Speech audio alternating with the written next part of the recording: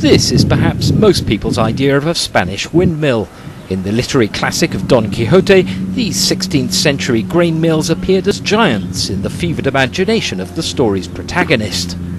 But nowadays the giants bestriding Spain's central plains are a lot bigger. Wind turbines up to 100 metres high provide electricity to 1 in 6 Spanish homes.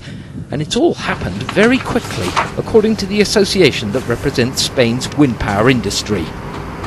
The Spanish wind power sector has grown in the last 10 years at a very fast pace.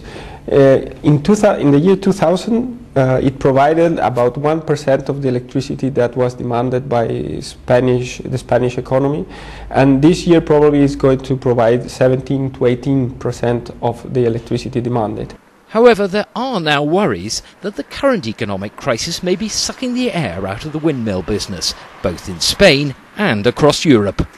First of all, the Spanish market has decreased by 50% this year, and also the export markets have decreased because all Europe has been affected by the crisis. So the natural markets for Spanish companies have also lost their attractiveness. Maybe so, but Spanish wind turbine manufacturers like Gamesa have an answer: expansion in new emerging markets and especially China.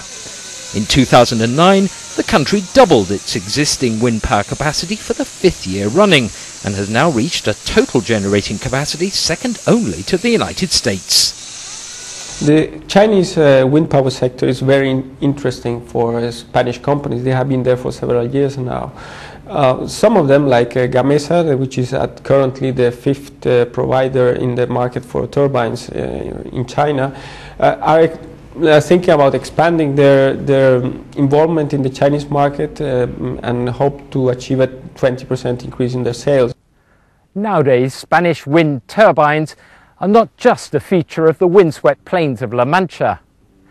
Thanks to growing markets in India, Brazil and China, they've become almost as popular as their 16th century predecessors.